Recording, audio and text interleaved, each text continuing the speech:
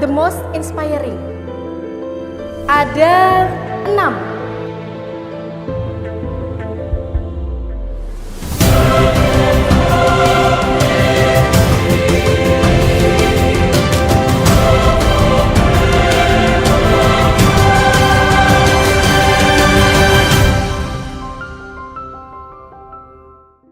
Assalamualaikum warahmatullahi wabarakatuh.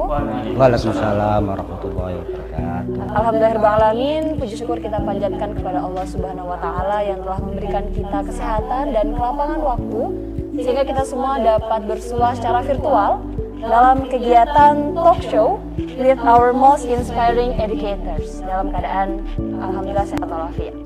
Yang kedua, salawat dan salam semoga tetap tercurahkan kepada junjungan kita Nabi besar Muhammad SAW dan telah membimbing kita dari zaman kegelapan menuju zaman yang terang benderang ad-dinul Islam. Ustadz, Ustazah, seperti judul yang sudah nama acara yang sudah sempat saya sampaikan, hari ini kita akan berbincang santai dengan Most Inspiring Educators Tursina IBS tahun 2022. Sudah hadir bersama kita semua 5 dari 6. Yang pertama ada Ustadz Dafiki Ya'lu Ulin Nuha selaku the most inspiring academic teachers. Kemudian juga ada Ustadz Muhammad Taufikur Rahman sebagai the most inspiring murabi. Kemudian ada Ustadz Muhammad Lutfi Haris sebagai the most inspiring Islamic studies.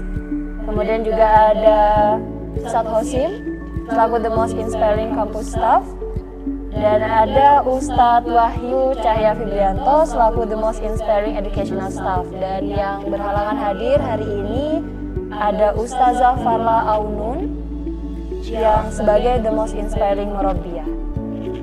Nah, Ustazah, hari ini kita akan mengobrol sedikit banyak tentang pandangan Ustadz-Ustadz yang ada di sini tentang pendidikan, tentang Tursina, kemudian mungkin juga nanti bisa berbagi sedikit pengalaman.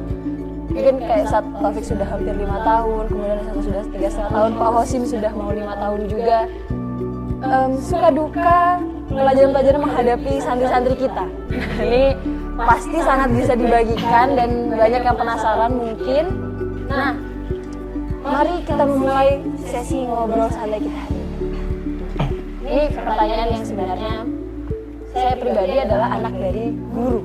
Jadi bapak ibu saya ini guru. Jadi ketika saya bisa ngobrol dengan sesama guru ini rasanya banyak yang ingin saya tanyakan. Tapi yang paling pertama sudah saya penasaran itu adalah bagaimana sih sebenarnya ustadz sekalian ini memaknai sebagai pendidik gitu. Mungkin kalau mungkin kata ideal itu cukup tinggi ya, mungkin lebih ke yang sebaiknya gitu, pendidik yang oke gitu menurut ustadz sekalian itu bagaimana? Mungkin Ustadz Dafiki? Memaknai sebagai seorang pendidik ya. Oke, kita mulai dari istilah guru, dan yang mana semua orang tahu bahwa guru itu adalah orang tua kedua di sekolah. Berarti seorang guru itu harusnya memiliki rasa kasih sayang kepada anak-anak kita. Yang namanya kita mendidik, kalau kita tidak ada rasa kasih sayang, bagaimana kita mau mendidik anak kita? Berarti kalau kita misalkan di rumah, orang tua kita, bapak ibu kita mendidik kita dengan penuh kasih sayang, berarti guru-guru juga harus sama seperti itu. Nah, bentuk kasih sayang ini akan bermacam-macam. Kalau di Tursina ini agak unik. Biasanya bentuk kasih sayang itu ketika pagi santri-santri kita, anak-anak kita itu sudah minta KBM. Itu.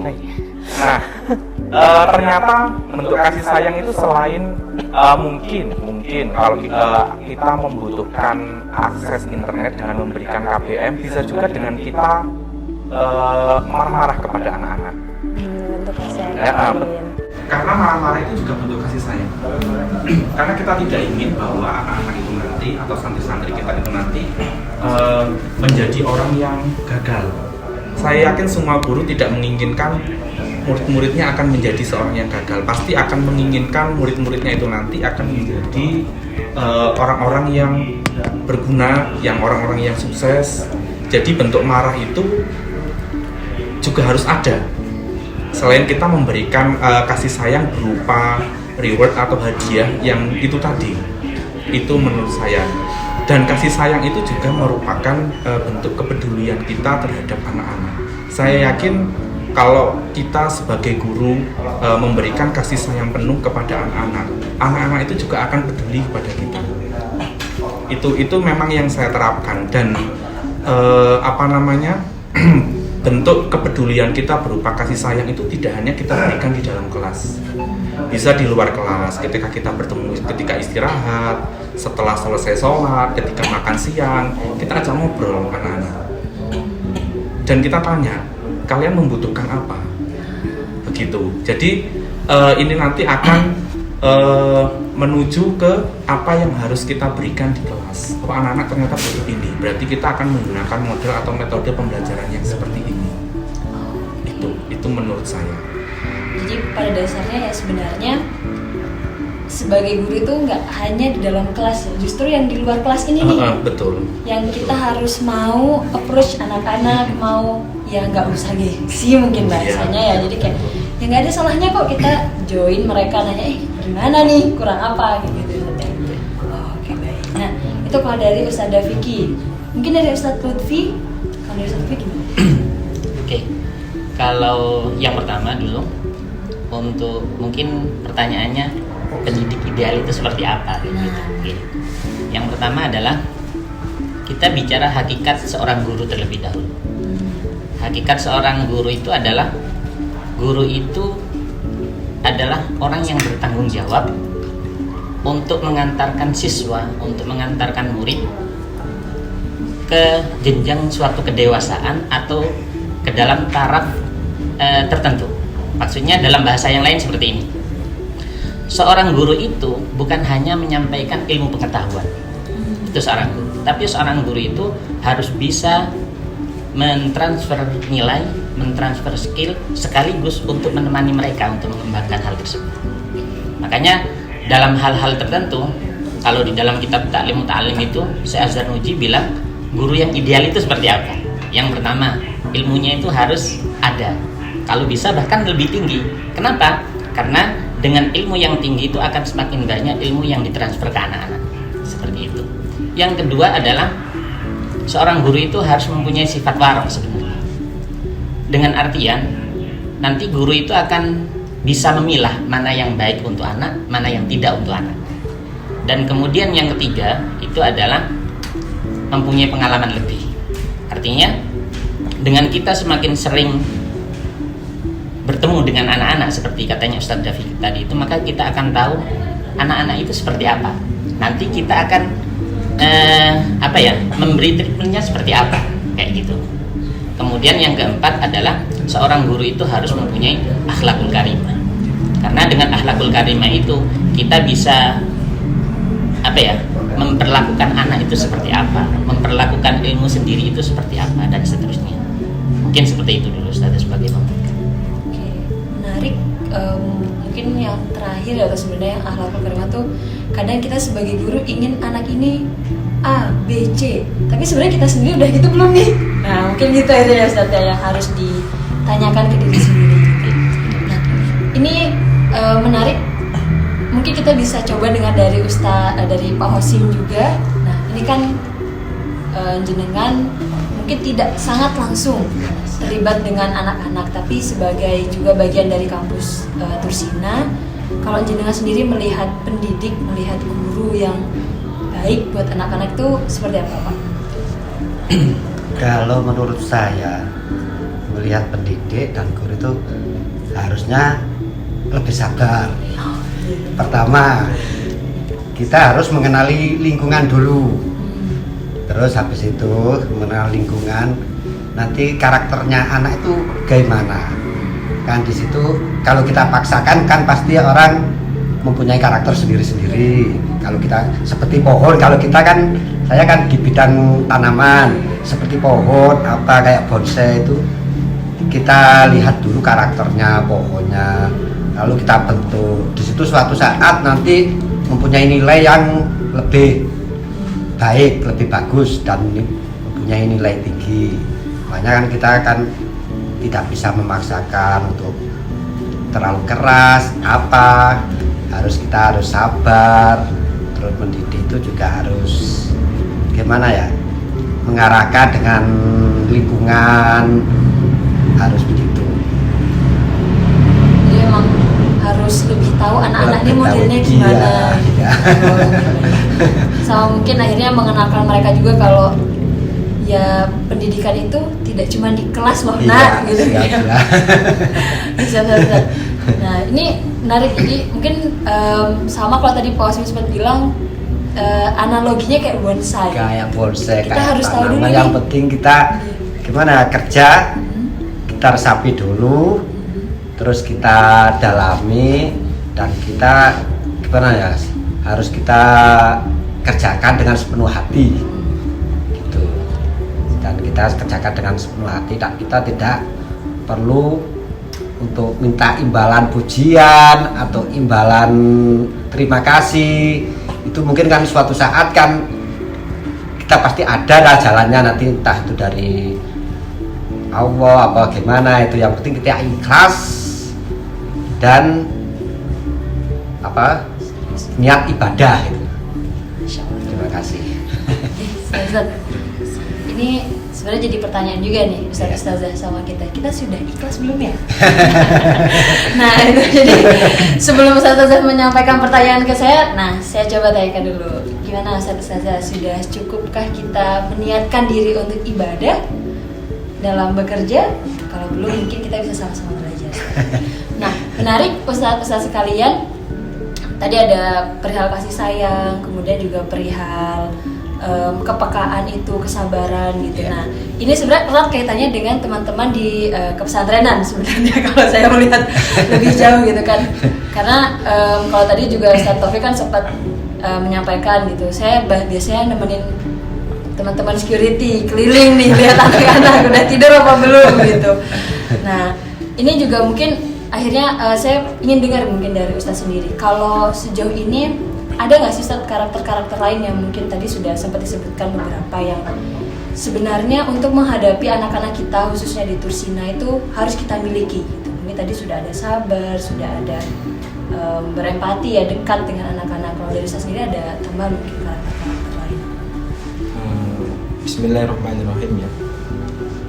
Insya Allah kalau karakter mungkin sudah mewakili semuanya tadi yang sudah disampaikan para pakar-pakar pendidikan tentunya, para pakar karakter santri. Yang ingin saya tambahi yaitu kesabaran dan ketelatenan tadi. Ini yang menjadi poin penting dalam pendidikan, karena terkadang kita terpaut jauh generasinya dengan para santri itu, sehingga perlakuan kepada santri yang sekarang dengan yang dulu itu berbeda.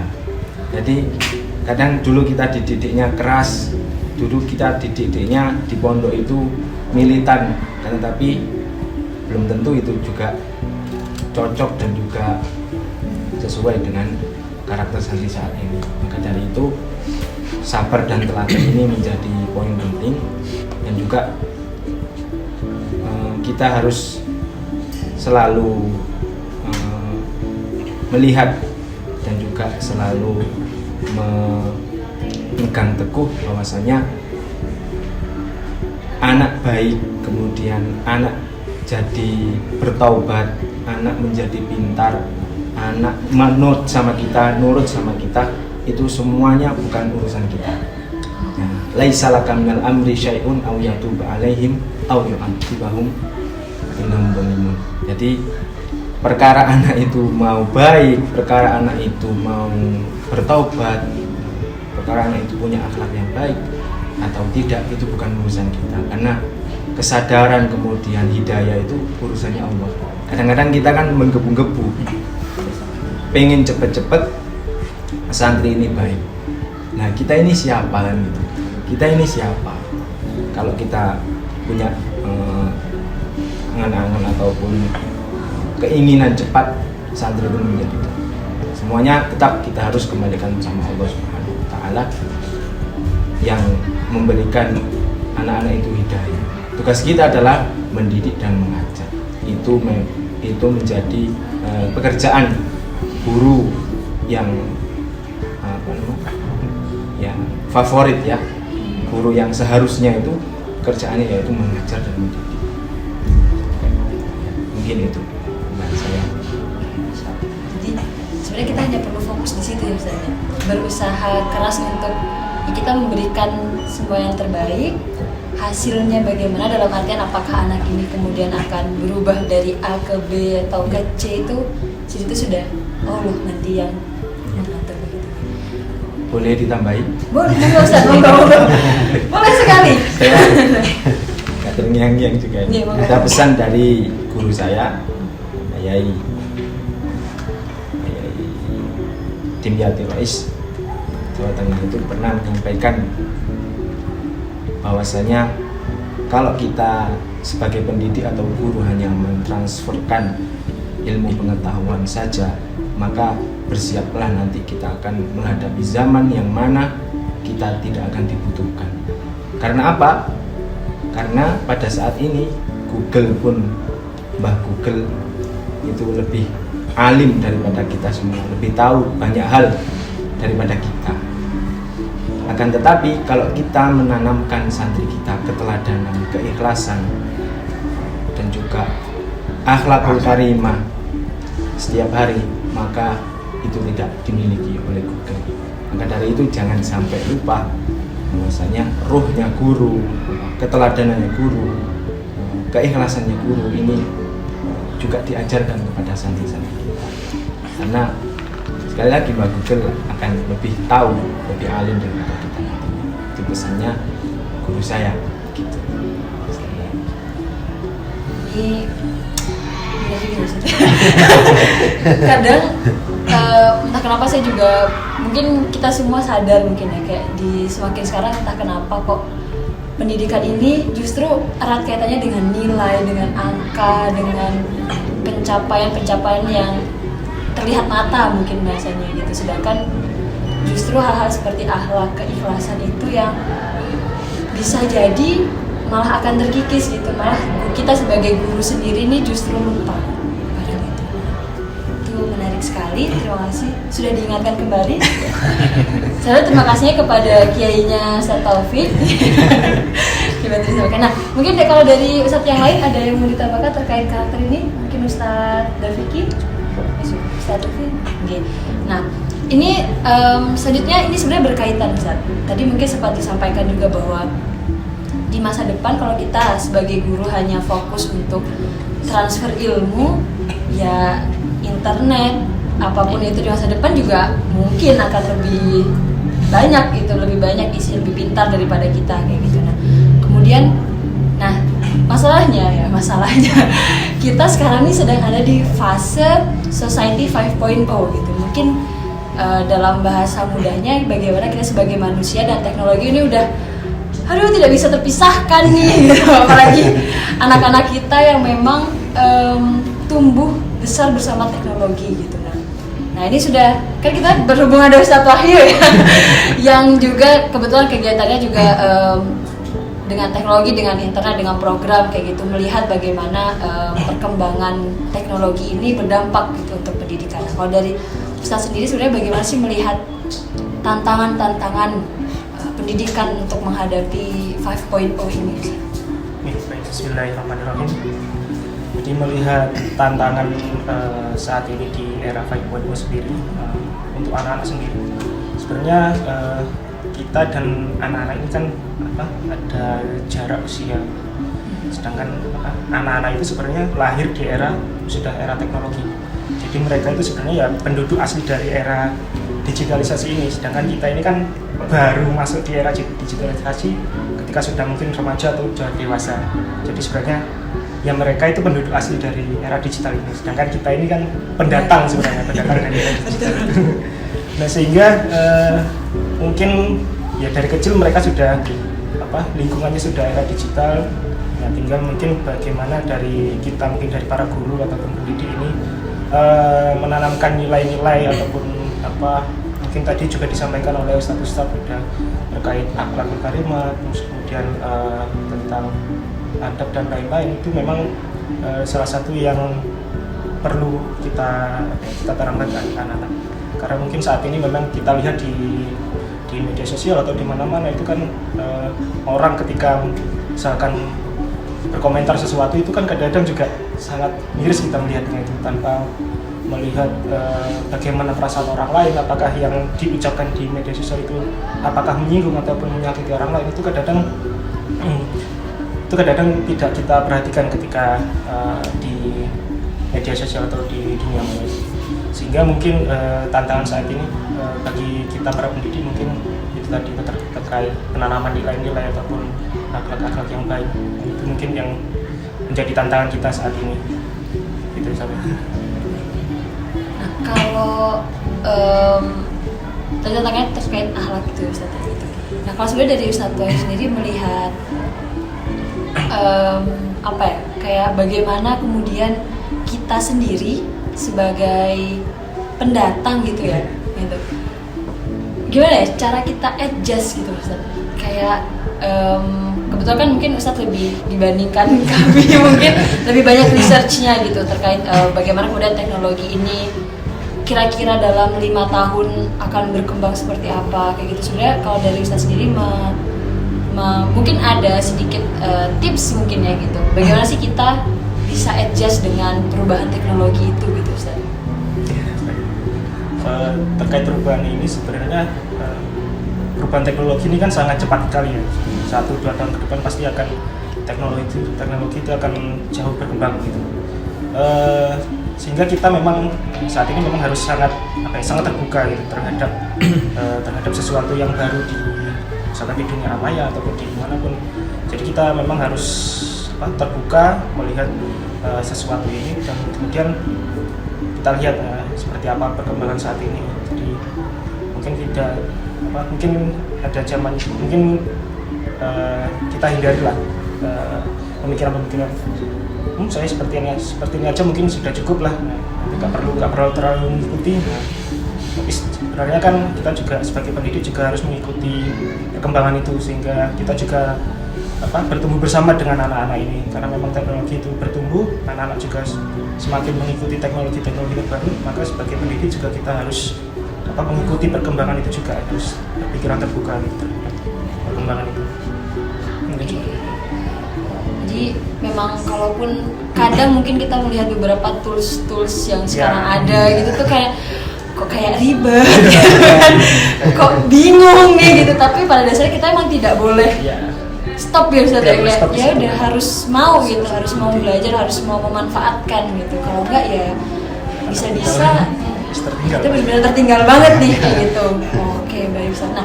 Nah, ini mungkin dari sisi yang lain, dari sebagai Ustadz Dua sebagai guru gitu ya. Nah, menarik karena Ustadz Lutfi berkaitan dengan diniyah gitu. Kemudian Ustadz Dafiki berkaitan dengan sains. Bagaimana Pak Ustadz melihat tantangan perkembangan teknologi di Society 5.0 ini? Mungkin dari Ustadz Dafiki dulu gitu. Ya, tantangannya mau tidak mau kita juga harus mengikuti. Itu mau gimana lagi? Apa kita juga mau istilahnya gaptek, nanti bisa-bisa juga anak-anak itu tertawa kepada kita, kok ustadznya nggak bisa sih, nah gitu, karena anak-anak ini kan juga modalnya macam-macam, jadi ya kita tetap harus mengikuti, kemudian kita juga tetap harus menanamkan yang namanya nilai-nilai atau karakter kepada anak. Yang namanya akhlak itu kan tidak bisa digantikan dengan teknologi, tetap peran guru itu ada di situ. Tadi di awal juga Ustadz Lutfi Hari sama Ustadz Taufik juga sudah menyampaikan tentang guru ideal itu yang bagaimana, yang semuanya berujung pada penanaman nilai-nilai karakter seperti akhlak, kemudian memberikan teladan kepada anak-anak. Jadi seperti itu. Jadi memang pada akhirnya menerapkan Iya, karena memang tidak bisa digantikan sama teknologi. Teknologi tetap kita ikuti, sama dengan sains kan. Sains itu selalu terus berkembang. Tetap kita ikuti dengan tidak melupakan yang namanya akhlak.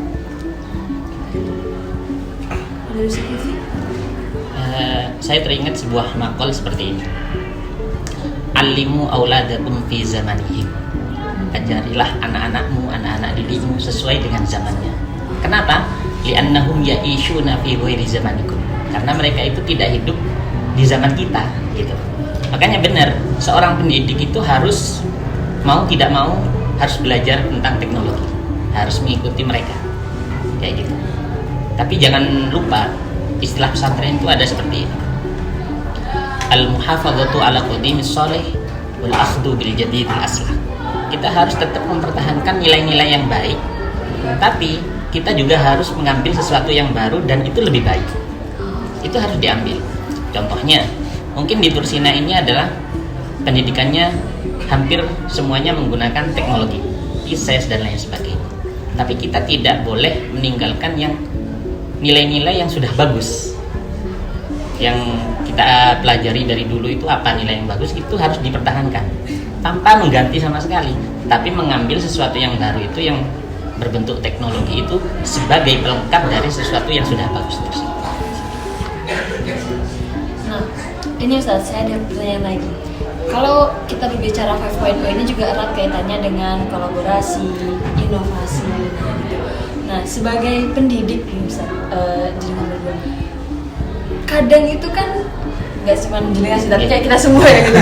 Kadang kan kita tuh apa ya, sulit ya untuk menemukan sebuah inovasi gitu dalam bentuk apapun. Mungkin kalau saya tahu katanya dengan memprogram something gitu, membuat ini lebih menarik, lebih mudah gitu. Kalau dari Ustaz mungkin media pembelajaran gitu. Nah, kalau Ustaz sendiri ada tips nggak mungkin gitu, kayak bukan cara mudah ya mungkin, yang bisa membantu kita untuk menemukan inovasi-inovasi baru dalam rangka, nah mungkin tadi kaitannya dengan menanamkan akhlak, kemudian nilai-nilai yang lain gitu.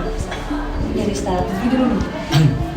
Kalau untuk sesuatu yang baru, paling enaknya itu kalau kita sebagai pendidik, terutama di lembaga yang sifatnya formal seperti ini, adalah kita harus sering bersama dengan anak-anak.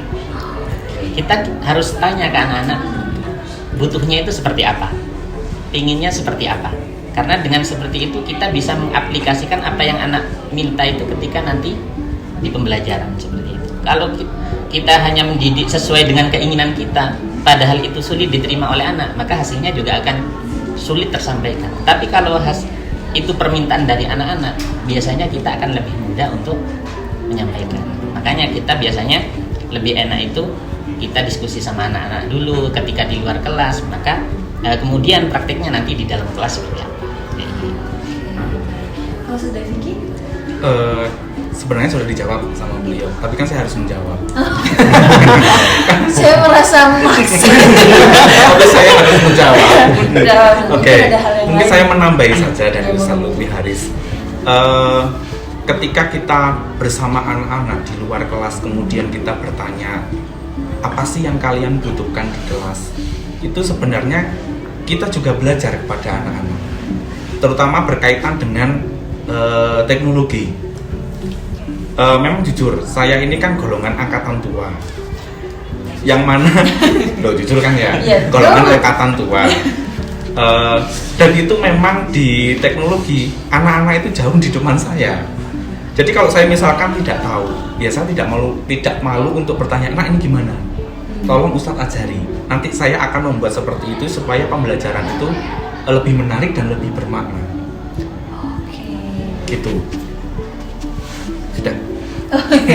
Karena saya harus menjawab, ya saya jawab seperti itu. Oke. Kalau di runut sebenarnya akhirnya kita masuk di dua konklusi ya Ustaz. Yang pertama memang sebagai guru ini ya yang paling utama fokus kita adalah penanaman nilai akhlak. Ruhnya itu di sana. Betul. Tidak hanya fokus untuk transferring ilmu, tapi juga akhlak itu justru karena jadi ketika zaman mau berubah seperti apapun, ya kita sebagai guru ini ya bakal itu yang harus dikuatkan gitu. Anak-anak memang selalu butuh itu, solusinya di sana gitu. Dan yang kedua adalah tidak malu mungkin ya, tidak kemudian membatasi diri untuk lebih dekat dengan anak-anak. Gitu. Kalau misal ternyata anak-anak memang lebih jago urusan teknologi ya sudah, kita tanya aja sama anak-anak, kita ajak mereka untuk berkolaborasi justru dengan kita, biar pembelajarannya, biar transfer ilmunya juga lebih maksimal. Kalau dari ke pesantren sendiri gimana Ustaz? Melihat jenengan kan anak-anak di ya tadi lebih banyak ke teknologi gitu, dan tantangan lainnya apa kalau dari kepengasuhan sendiri? Insya Allah tidak jauh-jauh dari apa yang disampaikan para inspirator kanan kiri saya ini. Apapun eranya, apapun zamannya, tujuan utama, kemudian tujuan pendidikan utama tetap tidak boleh dihilangkan, yaitu mencetak karakter akhlakul karimah. Karena apa? Nantinya anak-anak yang kita didik ini bisa mengamalkan apa yang kita ajarkan. Alima wa amila wa alama. Alima wa amila wa alama. Dia tahu, kemudian dia bisa mempraktekkan apa yang kita ajarkan, kemudian dia bisa mengajarkan ke orang lain. Maka dalam pendidikan akan terjadi regenerasi nantinya kalau sudah terpraktekkan apa saja yang tadi saya sampaikan, yaitu alima wa amilah wa alam. Kemudian yang perlu digarisbawahi juga bahwasanya di era modern ini saya melihat itu dalam mendidik itu terkesan terburu-buru, kepingin cepat, kan serba cepat sekarang, modern itu serba cepat, semuanya serba cepat, pengen mencapai tujuan, pengen segera mencapai target, kemudian pengen belajar instan, kemudian langsung paham. Ini kalau di dalam keilmuan akan menjadi kedangkalan. Jadi yang seharusnya karena keburu-buruan tadi, yang seharusnya dapat 5 dia dapat 3 atau 2 bahkan gitu. Seperti halnya kita kalau buru-buru di jalan, kalau kita jalan ke Tirto mungkin dalam keadaan buru-buru, kita nggak akan melihat nanti mana yang warung lalapan enak, mana yang warung geprek yang enak, minuman yang enak, itu akan terlewati. Begitu juga halnya dengan ketika kita menjalani proses ini, terutama dalam keilmuan ya, belajar. Ini yang menjadi kemunduran. Boleh, nggak masalah kalau masalah instan-instanan, nggak masalah. Gojek, GoFood, nggak masalah instan. Mana sudah lapar, pesen GoFood, Gojek, segera datang makanannya. Akan tetapi kalau di dalam keilmuan ini akan menjadi kedangkalan. Maka dari itu kita ikuti proses yang ada. Filosofinya seperti driver. Driver ini mengikuti jalan yang ditempuhnya, medan yang ditempuhnya. Kadang dia perlu ngerem karena kondisi macet. Kadang perlu pelan-pelan karena ada yang menyeberang di situ. Kondisinya kosong jalannya, langsung gaspol begitu. Nah, ini patut kita resapi, patut kita praktekkan ketika di dalam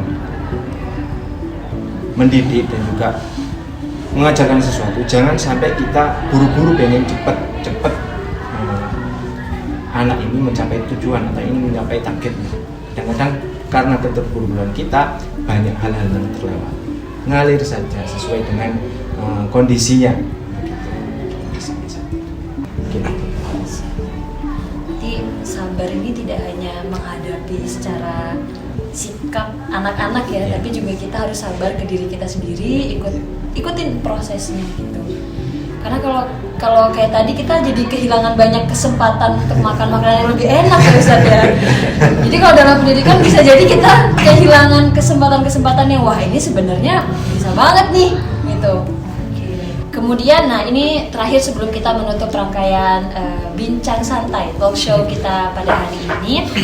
Mungkin masing-masing dari Ustadz bisa memberikan pesan mungkin ya, closing statement, pesan untuk teman-teman asatizah, guru akademik maupun teman-teman kuliah, staf kampus maupun staf education yang lainnya.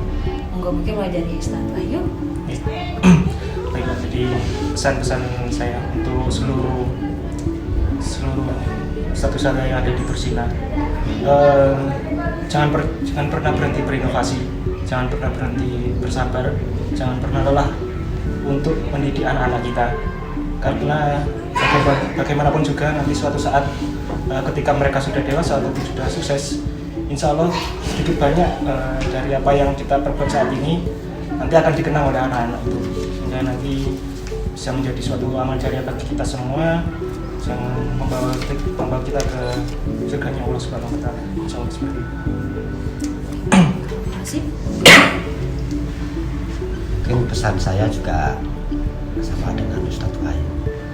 Marilah kita bagi semua staf, guru untuk tidak pernah berhenti untuk mengajarkan kesabaran pada anak, kejujuran.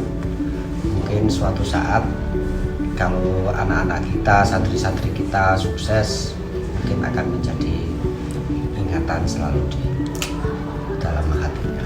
Itu yang bisa saya sampaikan. Terima kasih. Kalau dari saya pribadi mungkin seperti ini ya. Buat teman-teman semuanya, teman-teman pengajar, teman-teman pendidik yang ada di Tursina, semuanya ikmal masyi'ta fa innaka mayyitun. Kerjakan apa yang kamu mau karena kalian semua nanti akan mati. Tapi perlu diingat bahwasanya wa ma khalaqtul jinna wal insa illa liya'budun. Kita hidup itu semuanya untuk beribadah. Maka bagaimana caranya supaya hembusan nafas kita, langkah kita dari rumah ke sini setiap harinya itu bernilai ibadah? Caranya adalah yang pertama, ada sebuah maqal ulama itu seperti ini. An-nasu kulluhum halka. Semua manusia itu nanti semua akan binasa, akan rugi. Illal alimun, kecuali orang-orang yang berilmu. Tapi orang yang berilmu pun halka, akan juga binasa, kecuali illal amilun, orang-orang yang mengamalkan ilmunya. Begitu juga orang yang amilun, kulluhum halka illal mukhlisun, kecuali mereka ikhlas dalam beramal tersebut. Tapi perlu diingat juga, wal mukhlisuna fi khatarin azim, orang yang ikhlas pun itu bisa celaka. Bagaimana orang yang celaka? Kalau dia sudah merasa ikhlas. Lawang saya sudah ikhlas, itu berarti wal mukhlisuna fi khatarin azim. Intinya dari semuanya adalah bagaimana langkah kita ke sini, semua yang apa kita lakukan semuanya beramal atau semuanya bernilai dengan ibadah seperti itu. Itu pesan untuk kita semua.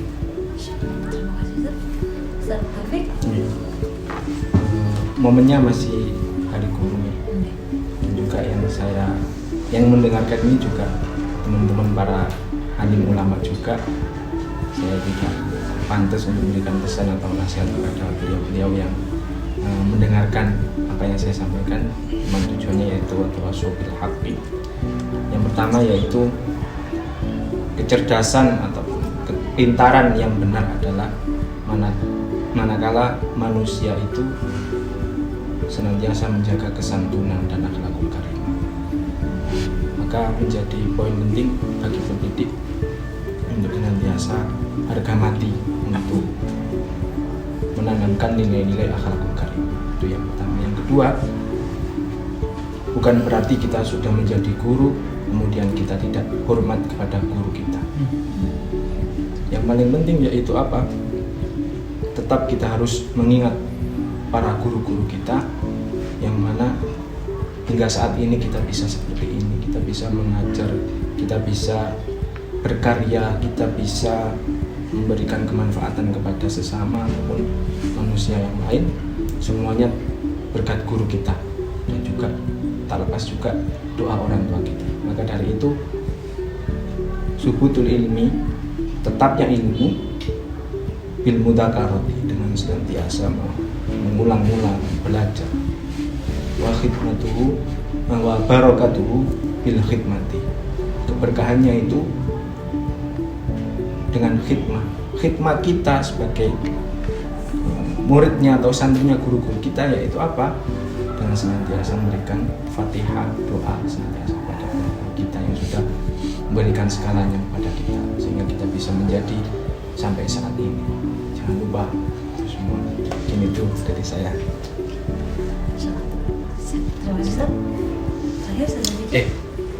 Kalau saya singkat saja karena dari beliau sudah panjang-panjang, jadi cepat selesai. Pesan saya adalah teruslah berkarya, teruslah mengabdi dengan penuh kasih sayang, disiplin dan juga ikhlas. Cukup. Masya Allah, singkat, padat, menutup talk show kita hari ini.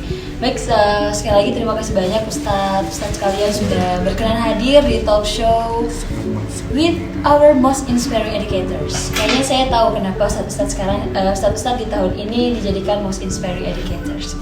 Karena inspiring sekali, terutama bagi saya yang baru 1 tahun ya di sini. Jadi banyak sekali pelajaran yang saya dapatkan. Terima kasih banyak. Dan mungkin kalau boleh saya recap sedikit. Yang terpenting sebagai guru mungkin kita harus memegang teguh ruh itu ya, ruh untuk terus menyalurkan nilai, amal, akidah, akhlak itu gitu. Jadi sehingga tidak terlibas oleh zaman gitu. Dan mungkin hal menarik lainnya adalah bagaimana ketika menghadapi anak-anak ini yang kita pikirkan adalah bukan ini adalah suatu hal yang menjemukan, ini adalah hal yang menjengkelkan, tapi oh ini adalah ladang amal kita, ini adalah hiburan kita, ini hal yang memang sudah Allah tetapkan untuk kita di dunia ini. Lagi terima kasih banyak. Taufik wal hidayah. Wassalamualaikum warahmatullahi wabarakatuh. Waalaikumsalam warahmatullahi wabarakatuh.